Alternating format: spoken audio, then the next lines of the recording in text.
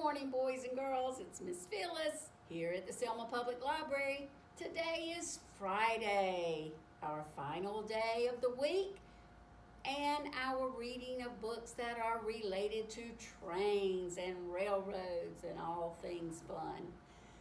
We're going to share two books today. I think you're going to know the character that these books are about, but I just didn't think we could end Train Week without sharing this famous train that has a TV show. And I'm sure you've seen a lot of these books, and that's going to be Thomas the Train. All aboard! Our first book is entitled Thomas and the Great Discovery.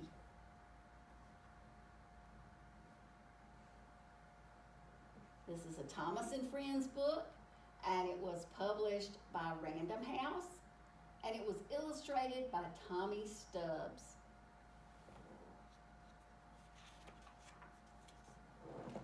It was a beautiful day on the island of Sodor. Thomas was high in the hills, bringing some freight cars to the wharf. At an unfamiliar junction, he saw an old, overgrown track that looked like a shortcut. Soon he was rattling down the steep track. No one has been down here for a very long time, he huffed. Then Thomas gasped, "Fizzling fireboxes!" He must have seen something special or exciting. He had arrived at a station. It too was overgrown, rusty, and very old. There were crumbling platforms, and the station building was covered in ivy. Thomas had never seen such an amazing sight.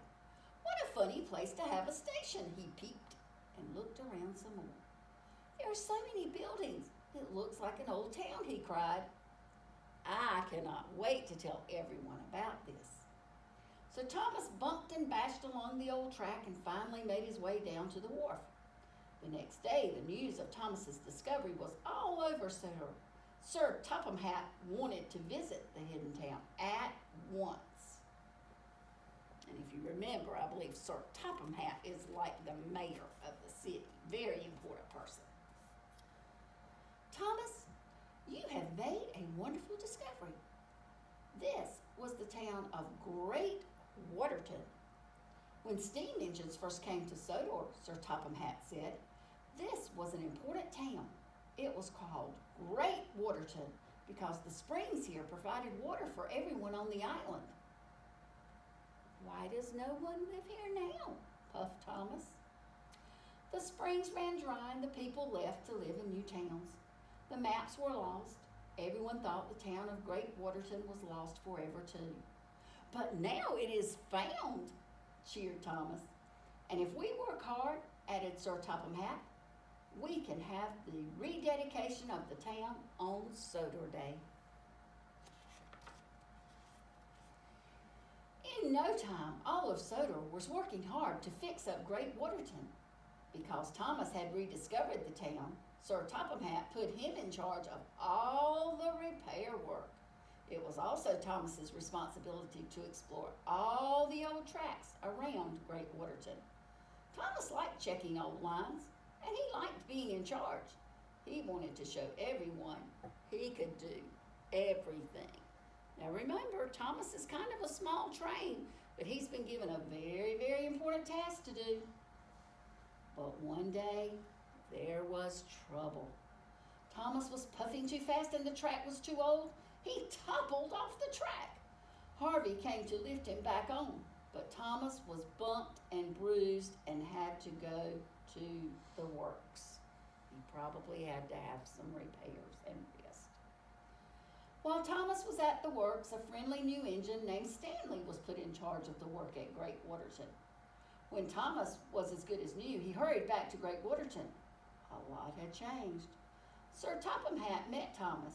Stanley has done a good job, so I've decided that Stanley will stay in charge and you will help him. Thomas's funnel flattened.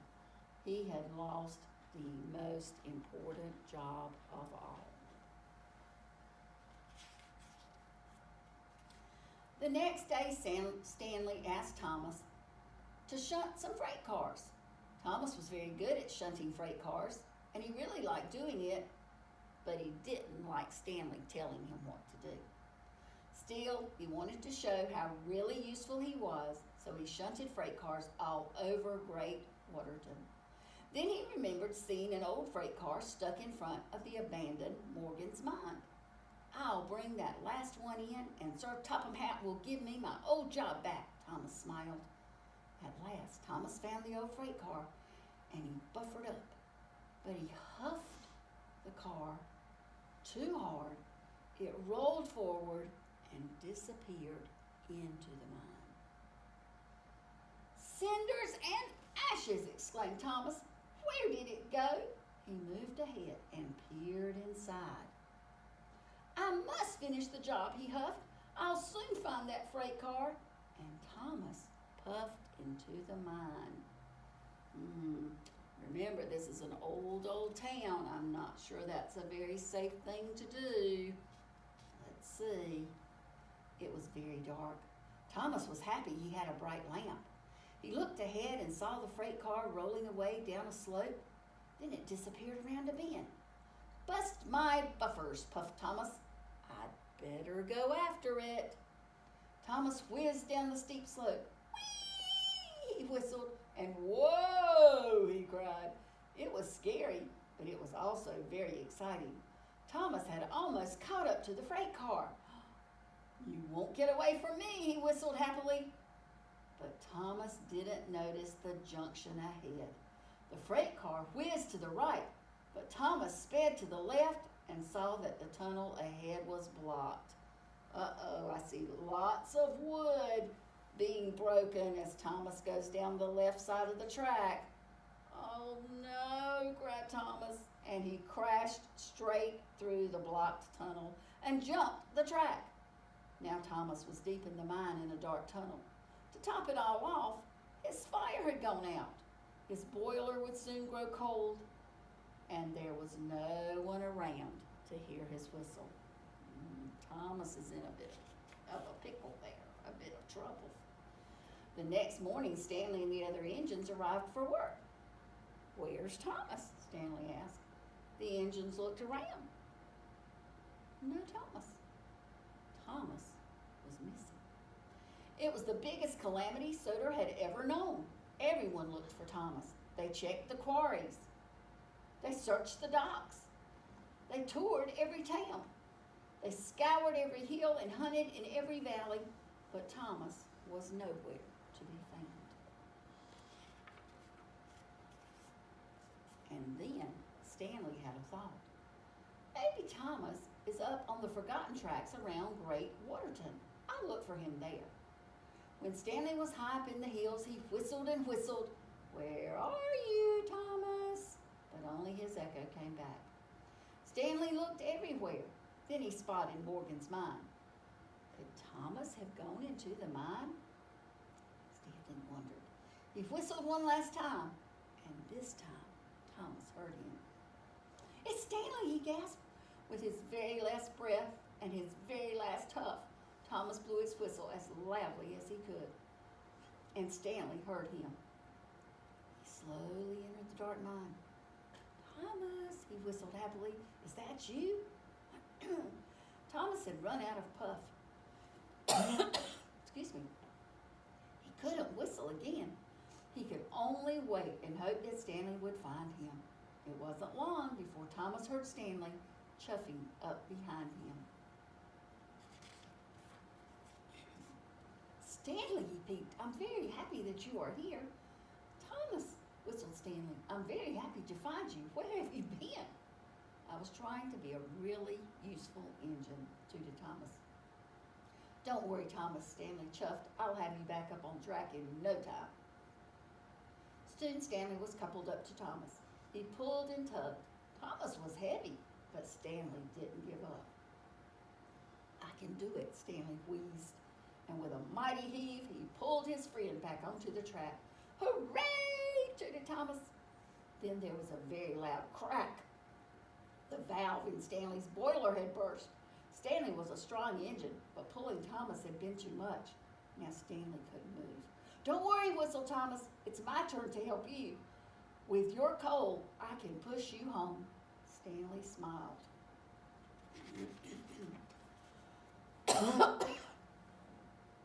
In no time at all, Thomas's boiler was bubbling and his steam was wheezing. Thomas found an open siding, got behind Stanley, and started to push. Here we go, Stanley, Thomas huffed happily. Stanley smiled back, and puff by puff, Thomas pushed Stanley up and out of the mine. The old tracks rattled and creaked, but Thomas didn't mind. He was happy and proud to push his new friend Stanley home. So Stanley found Thomas and helped him, but in helping him, he got to where he couldn't run. So now Thomas is returning the favor and he's helping Stanley. At last, Thomas and Stanley pulled into Great Waterton Junction. Thomas was tired, but he had never felt happier. When the other engines saw Thomas and Stanley, they tooted and whistled, and soon the sound of engine whistles echoed all around Great Waterton. The news quickly spread through Sodor.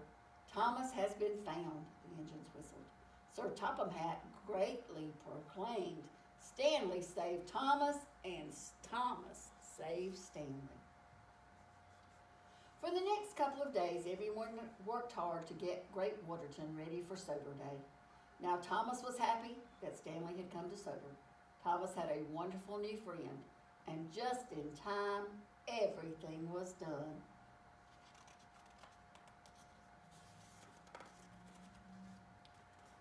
The weather for Sodor Day was perfect. Sir Topham Hatt arrived and beamed. Well done to you all. This is the grandest Sodor Day ever. He and Lady Hatt stood beside the red ribbon with a great big pair of scissors. Thanks to Thomas, Great Waterton is no longer lost. And thanks to Stanley, the work was finished right on time. Welcome to the town of Great Waterton, boomed Sir Topham Hatt. Lady Hatt snipped the ribbon. We're all really useful engines, puffed Thomas happily. He couldn't have been prouder.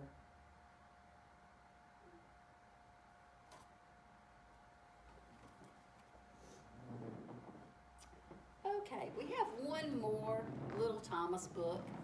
And if you remember, I believe it was on Tuesday, we read a story about the little engine that could. And this story is called Little Engines Can Do Big Things. And if you remember, we've talked about that Thomas was a little train, but he has such determination and he wants to do big things and he keeps trying, just like the little engine that could, that he ends up doing big things even though he's so little. So remember, even if you're little, you can do big things. This book was written by Britt Allcroft, and it's another Random House book. Things were very busy on the island of Sodor. Sir Topham Hatt was away on vacation, and all the engines were doing their best to be really useful. But Thomas the Tank Engine did not feel useful at all. There's Thomas, he's the number one. Everybody else is smiling. He looks kind of sad. James teased Thomas for bumping into the buffers. Gordon scolded Thomas for being late.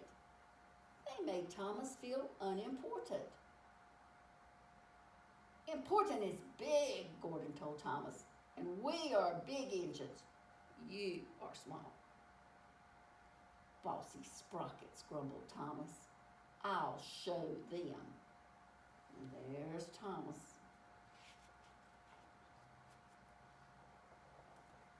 Little engines can do big things, Thomas said to himself, especially when they have nice blue paint like me. But just then, Harold the helicopter flew by, making a cloud of dust. Thomas's nice blue paint got all dirty. Two nasty diesels made fun of Thomas. Let's start laughing now, they said, and they did. Nobody likes to be laughed at or made fun of. Thomas was determined to prove that little engines could be really useful too. That night, Thomas was right on time doing his mail route. He even comforted Percy who felt bad for being late. So even though Percy was late tonight, Thomas didn't make fun of him. He said, that's okay, Percy. It'll be okay. The next morning, Thomas saw Henry looking glum. Morning, Henry, peeped Thomas. What's the matter? I've got boiler ache, Henry told him. I guess that's kind of like a tummy ache. Thomas offered to fetch some special coal for Henry. Thank you, Thomas, said Henry. Special coal will make me feel much better. Thomas smiled and puffed away, feeling really useful indeed. Near a set of old buffers, Thomas set to work, collecting the coal cars. But the last car was not coupled properly. Thomas didn't notice the coal car sliding quietly backward.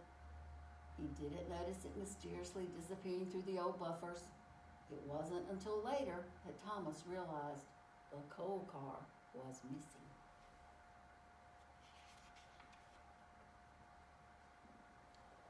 I was up near the buffers when the last coal car disappeared, Thomas told Percy. Percy got very excited. Maybe those buffers are the entrance to the magic railroad, he cried.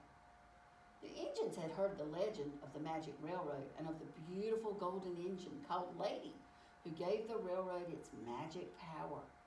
Lady had disappeared long ago, and the magic railroad had disappeared with her. Percy, you are clever, Thomas exclaimed, and turned away.